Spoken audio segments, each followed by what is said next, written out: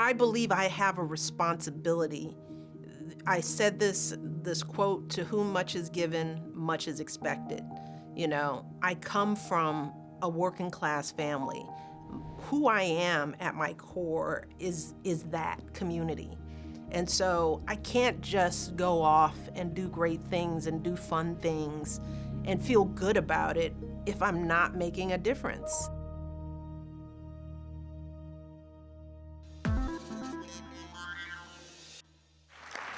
We can all agree that in the wealthiest nation on earth, all children should have the basic nutrition they need to learn and grow and to pursue their dreams. Because in the end, nothing is more important than the health and well-being of our children. Nothing. For more than a decade, Michelle Obama has been a passionate advocate for health and nutrition, especially when it comes to our nation's youth. 1, 2, 3, got it! In 2009, as First Lady, Michelle broke ground alongside local school children on the South Lawn to create the first vegetable garden at the White House in more than 60 years. In 2010, she was named honorary chair of the national nonprofit Partnership for a Healthier America. And that same year, she launched Let's Move, her comprehensive initiative to combat childhood obesity. This is our obligation, not just as parents who love our kids, but as citizens who love this country. So, let's move. Let's move. Let's get this done. Today, the former First Lady and mother of two has found yet another way to help our kids eat healthier, this time on TV.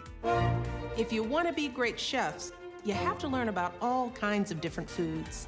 Michelle is both the star and executive producer of the new children's cooking show, Waffles and Mochi, which premieres March 16th on Netflix. Hello, Waffles and Mochi. Are you ready for an amazing adventure? When we heard this pitch for this show, it just made sense. It was a natural continuation to the work we were doing through a Partnership for a Healthier America. It got me back into the space of kids and healthy eating and introducing them to vegetables. And quite frankly, the entire concept, which was making food and learning about food fun, enjoyable, funny, was what we've talked about for the 8 years we were in the White House, that if we want kids to eat healthier, we've got to find a way to meet them where they are. And Waffles and Mochi, the entire concept is fun, it's approachable, it's an adventure, it's exciting, it's funny, and more importantly, it's something that I would watch even if no kids were around. So I know the importance of family programming, having things that moms and dads can sit down and watch and enjoy together with their kids. And Waffles and Mochi just really hit it right on the mark. So it was a clear yes to me. Wow, it's like a rainbow in my mouth. One of the more important components to the work that we're doing with Waffles and Mochi is a partnership we have with a Partnership for a Healthier America. I'm still the co-chair, and they continue to do work on helping families make healthier choices. We're starting a Pass the Love campaign, which Waffles and Mochi are big champions of, which is going to focus on the millions of families that are experiencing hunger, not just during these times, but even before now. And people can go to wafflesandmochi.org where they can donate, they can learn more about the issue. So, as always, we want to make sure that any projects that we do have a multifaceted approach, that it's fun, it's educational, but there's also an impact component to it as well. And we're very fortunate to have a Partnership for a Healthier America joining us in this campaign. The mid-March premiere of Waffles and Mochi just happens to mark the anniversary of the first COVID shutdowns in the U.S. And while it was a long, hard year for almost everyone, Michelle certainly appreciated the forced family time. This time has allowed us to get some stolen moments back with our girls who were supposed to have emptied out of my nest. Well, they're back, and it has been more enjoyable than either Barack and I could have imagined, because there's something about witnessing your children become adults and developing a different relationship with them. They came back as young women. And our conversations are more peer-oriented than they are sort of mother to daughter.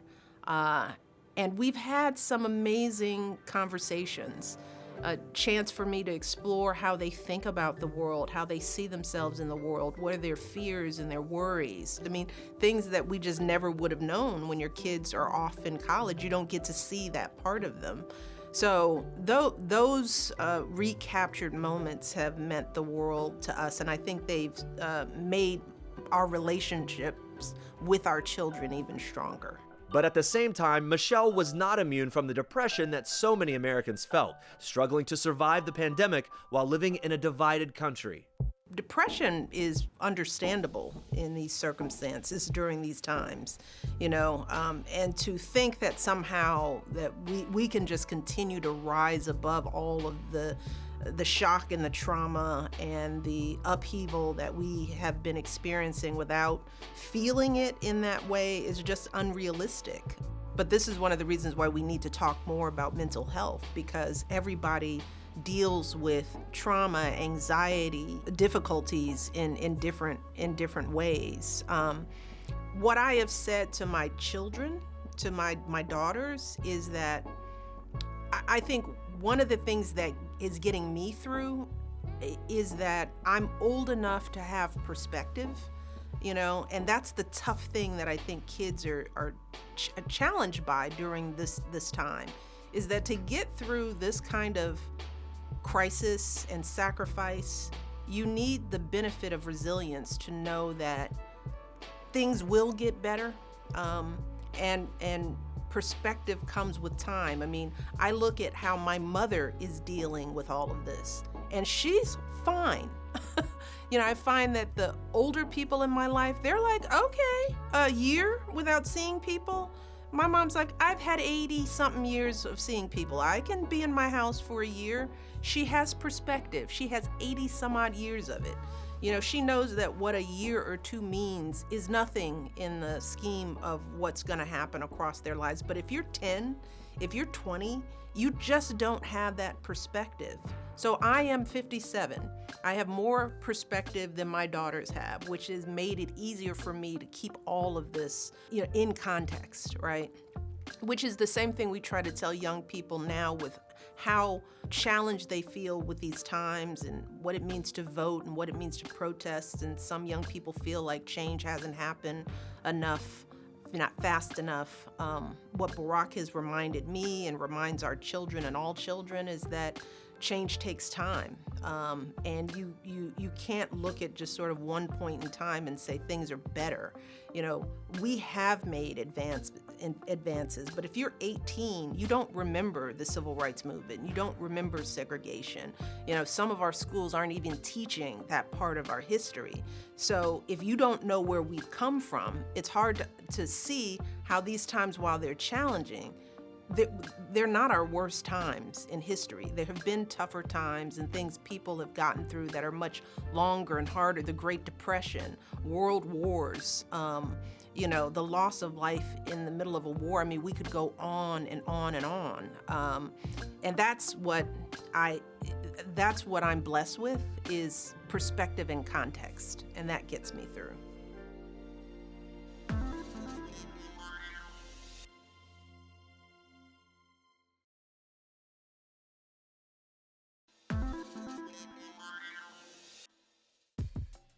It's been more than 4 years since Michelle and Barack Obama left the White House. In that time, they've both released best-selling memoirs, in which neither shied away from sharing the struggles of their marriage. Barack and I talk to so many young couples. That's one of the reasons why we probably both chose to share the hard parts of marriage, because what we found is that, we didn't have role models of the hard times, because, our parents, their generation, were taught you don't talk about marriage, and you definitely don't talk about the hard times. So when you're young and coming up and raising a family together, no one has prepared you for the fact that there will be times when you will have to devote your energies to other things. You know, before the White House, it was children, right? And, you know, what you learn is that, yeah, there are going to be times in your marriage where you two aren't the focus of each other. And then you add on 8 years in the White House, which is, it's an unusual, variable to add into the mix, but we had that. And so for 8 years plus, we had the weight of the world as part of it, you know. So we weren't just going through those 8 years as President and First Lady. We were also going through it while we were raising our children in the White House. If you remember, Malia was 10 and Sasha was 7, and they lived more years in the White House than they've lived anywhere else. So their formative years and all those hard times, the worries, the anxiety, while Barack is worrying about Syria, he's also coming home, making sure that Malia is making friends and that Sasha is mastering mathematics and that they both feel a sense of self. And then there are the pressures of doing it in the public eye. I mean, in hindsight, anyone would look at that and say, well, of course you lose each other in that, in those times. And fortunately, Barack and I had what I've come to learn is that thankfully we had a strong enough foundation, before the White House, before the kids, before careers. It was just me and Barack, together, shaping our lives, building a friendship, being one another's everything.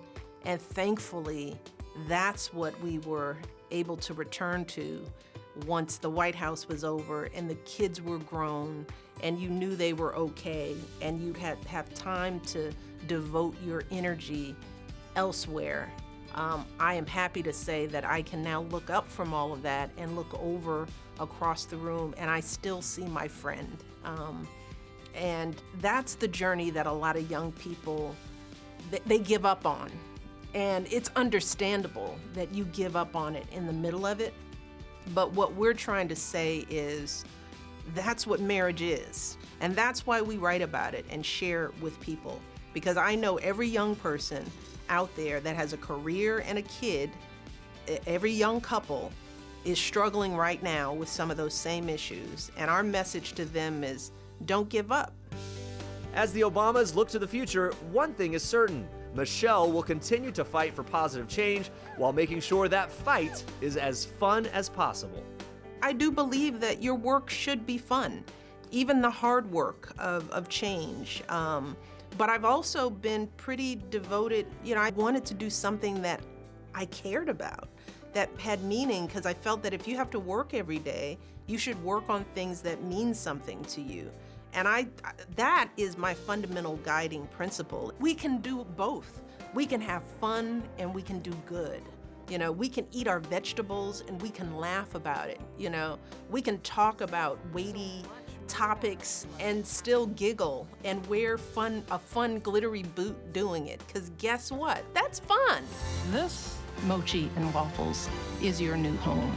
Waffles and Mochi is about food and accessibility, but it's funny too. And they're great characters. And that's how you get people's attention. It can't be all stick and no carrot. You can't go through life just seriously fixing things. People need to smile and laugh and feel encouraged and find joy in life. And gosh knows, I want that too. I don't want to be all, all problem solving and no laughter. That would make life too hard.